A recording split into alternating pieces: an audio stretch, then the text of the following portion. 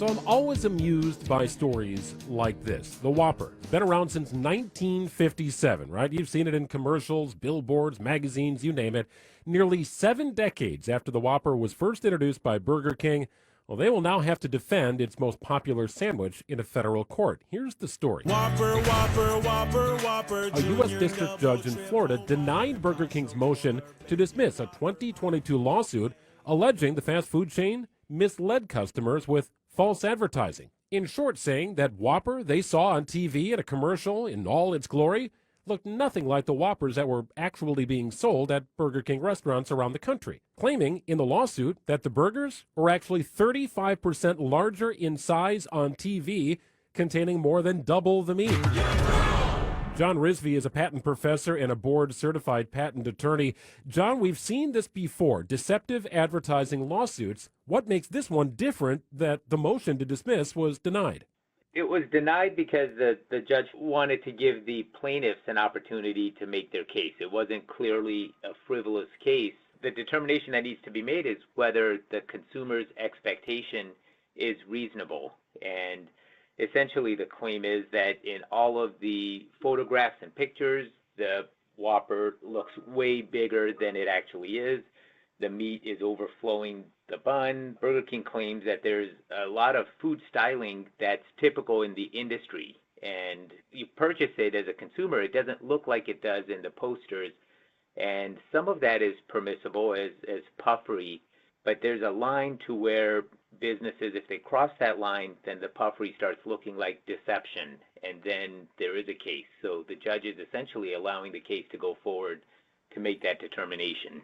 So where is that line, John? Because it feels like every company does this to some extent. Unfortunately, that line does change as consumer expectations change. So, I mean, at one point, consumers had a reasonable expectation that if something said strawberry, that there was actual strawberry in it, and it wasn't just describing a flavor, and that if something said chocolate, there was real chocolate. But the courts are now finding that consumers are not expecting that description to be a flavor, not necessarily that it's an ingredient. And Cold Stone Creamery was sued for their pistachio ice cream because they didn't have any pistachio in it. What's Burger King's defense?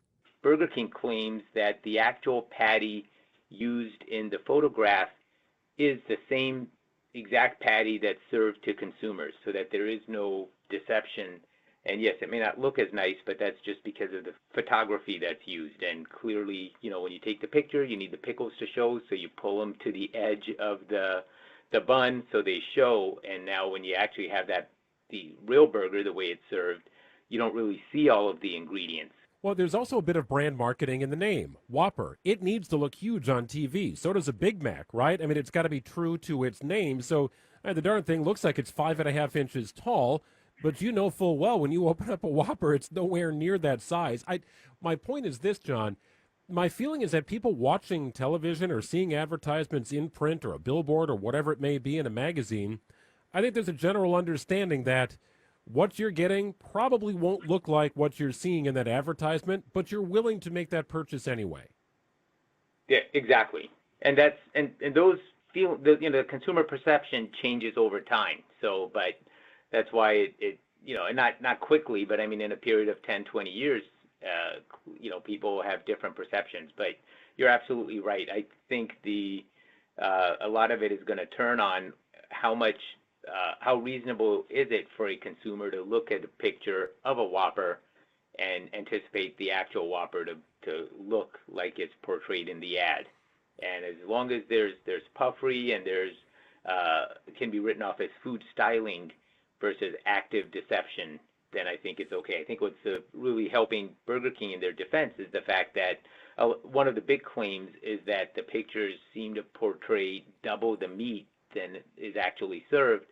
And if it's accurate that the patties used in their photographs are just the exact same beef patties that they serve, then that's going to go a long ways towards them defending that claim. Yeah, I think it's interesting. The word puffery, I think that's a fun word to use in this discussion. So Taco Bell, Wendy's, McDonald's, really a lot of the big players here, Arby's, They have all been sued over the course of time because their orders don't look like they do in commercials.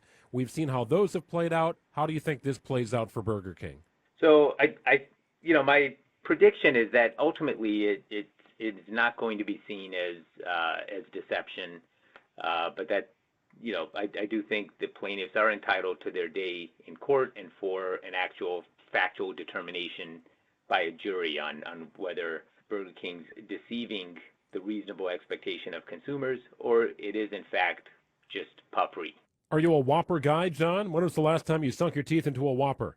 Gosh, it's been a couple of years at least. So I don't know if but I've never had. I'll tell you this: I've never had one that looks like they do in the posters or on the ad. So never. And like I'm 54 years old. I've never seen a Whopper actually served, or come to think of it, of any food actually come out looking the way it does in the advertisement. So, and I think that's the experience of most consumers, which is why sometimes these lawsuits are looked at with skepticism and almost as a money grab by a lot of people, because they expect that, hey, listen, this is to be expected. It's not deceiving and it's not liable. It's simply puffery, and it's to be expected when you have restaurants trying to put their best foot forward with their food. They're going to show it as best as they can, as long as they're not, using a supersized beef patty for the pictures and serving something different. And I think that's Burger King's strongest defense, is that, hey,